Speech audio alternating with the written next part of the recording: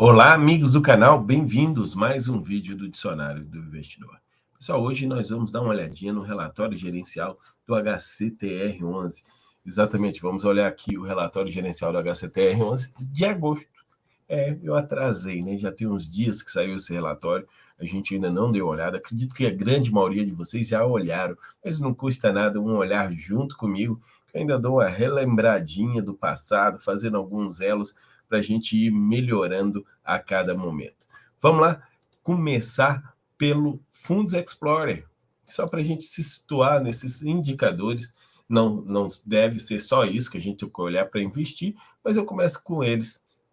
O último rendimento dele foi R$ 1,10. Na cotação da época do rendimento, daria um dividend yield de 1,01%.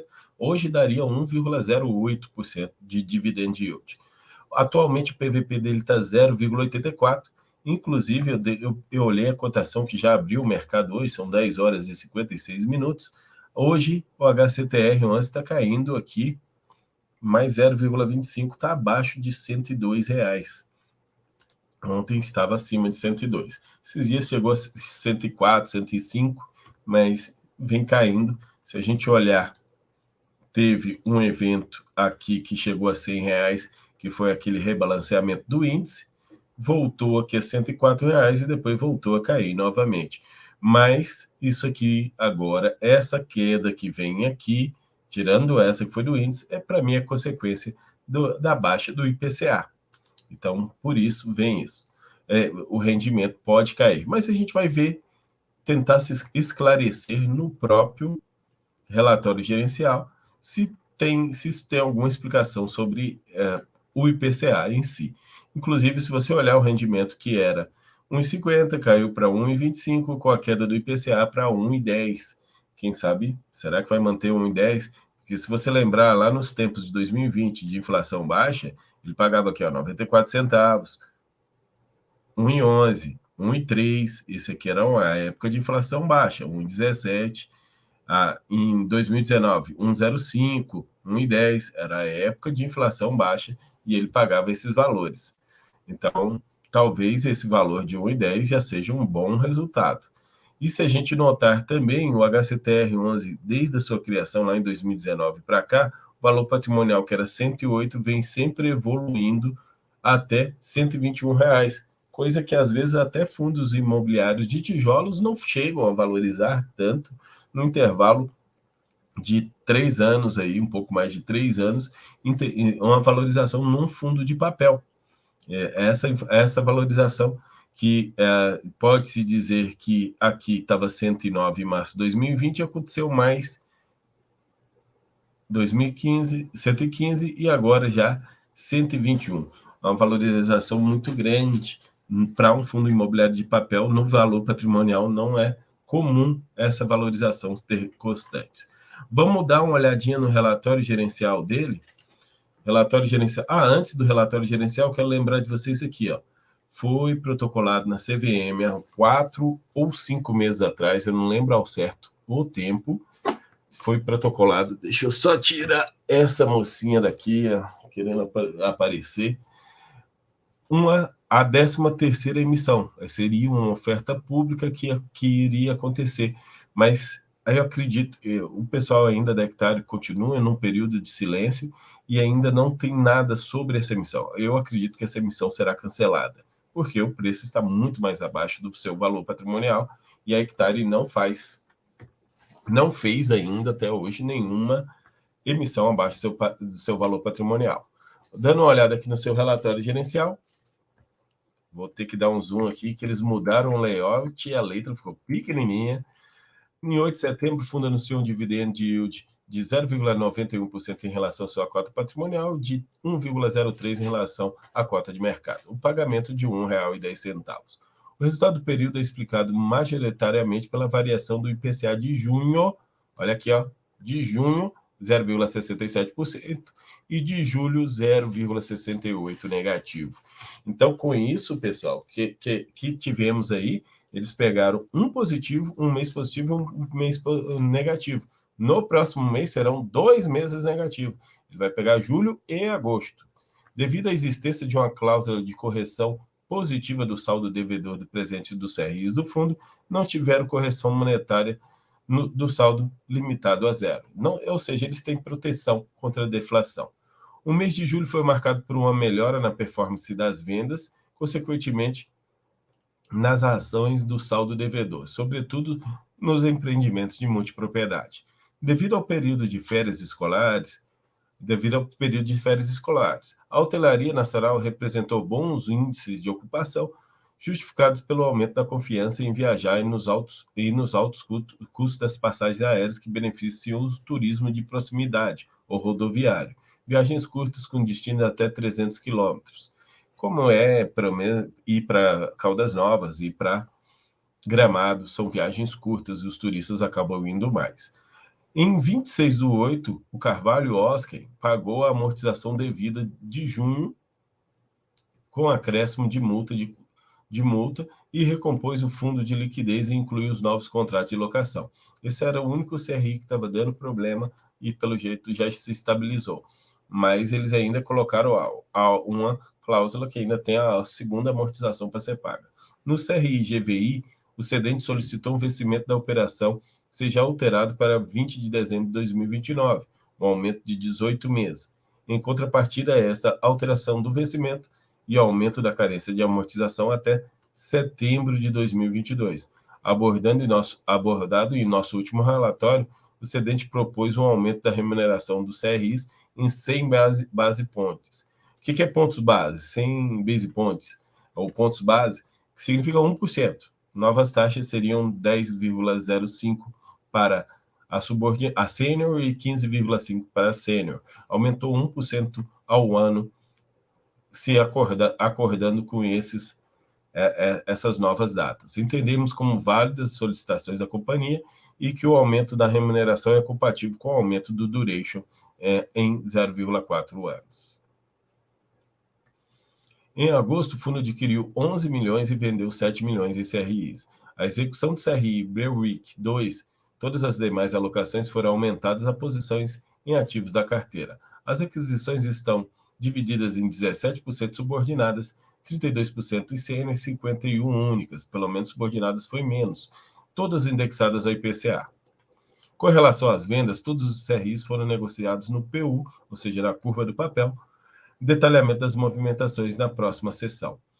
A estruturação da operação Berwick foi previsto nos termos de securitização que a integralização do CRI Berwick 2 aconteceria a integralização completa do CRI Berwick, ou BVIC.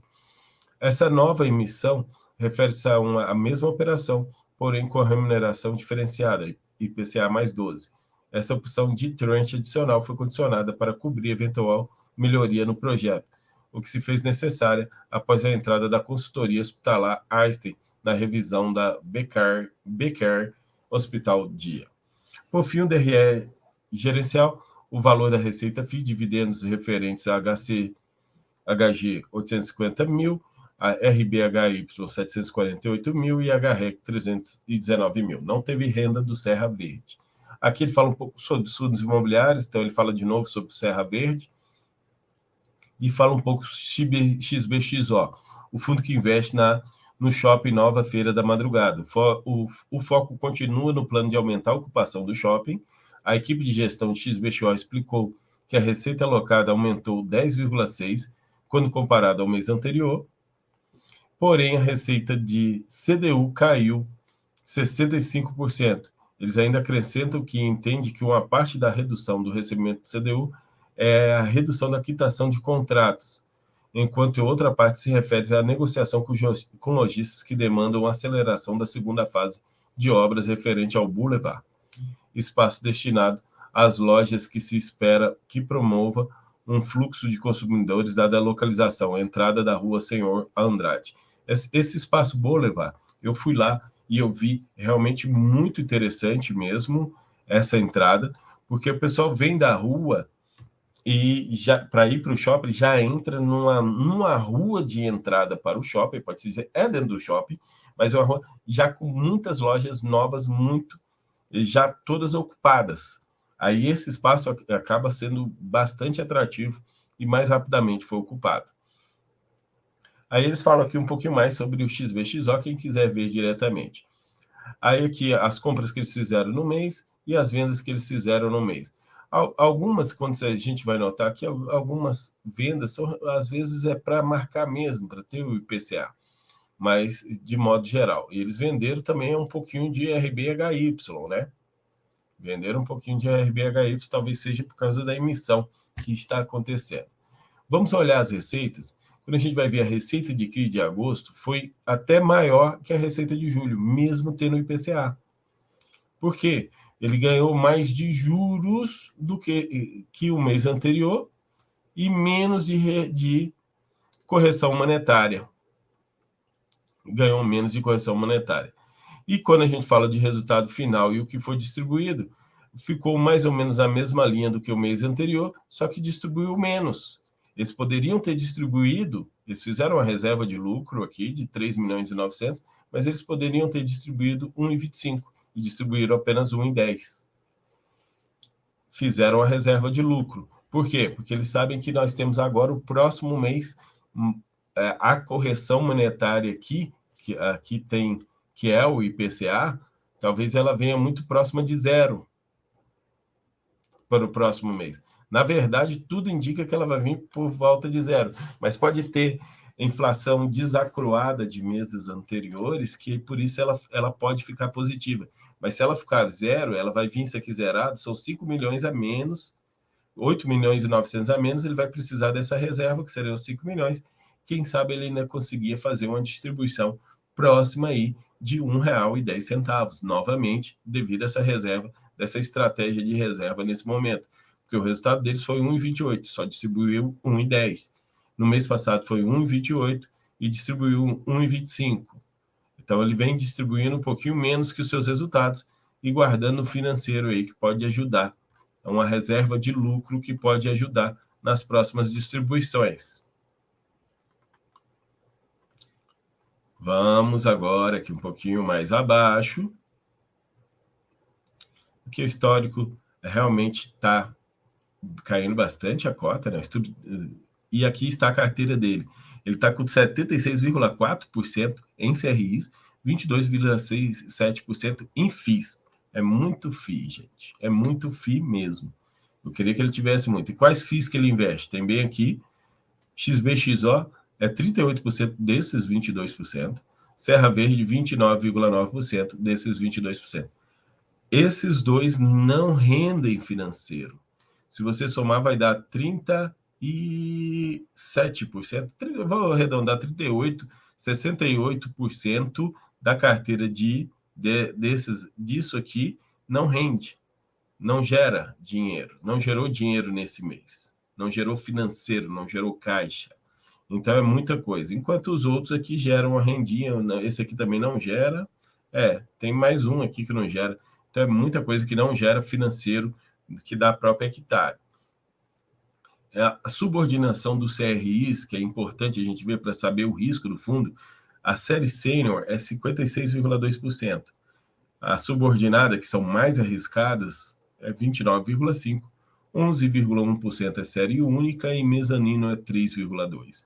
Indexadores, 90% dos CRIs da carteira do fundo são indexados ao IPCA, uma taxa de IPCA mais 10,3%. E 6,1% é IGPM, IGPM mais 3,4%. 2,7% CDI mais 4,7% e 1,1% é INPC, mais 9,7%. E aqui fala um pouquinho de cada um dos ativos que tem aqui na lista. Aí isso aí já é um estudo mais abrangente. Vou deixar isso para depois, um outro momento, em um outro vídeo mais detalhado e mais longo. Vou encerrando por aqui. Vou pedindo para você deixar aquele like. Esse foi o relatório gerencial e eu vou repetir, não é uma indicação de investimentos. Eu apenas estou trazendo os dados para vocês. Inclusive, as cotações devido ao IPCA, como eu mostrei para vocês, não vai ter correção monetária, talvez pague menos, talvez isso provoque mais queda nas cotações. Então, não estou querendo indicar, mas é a leitura que eu fiz do resultado que o fundo apresentou público aí para todo mundo. Muito obrigado a todos, deixa aquele like e até a próxima, pessoal!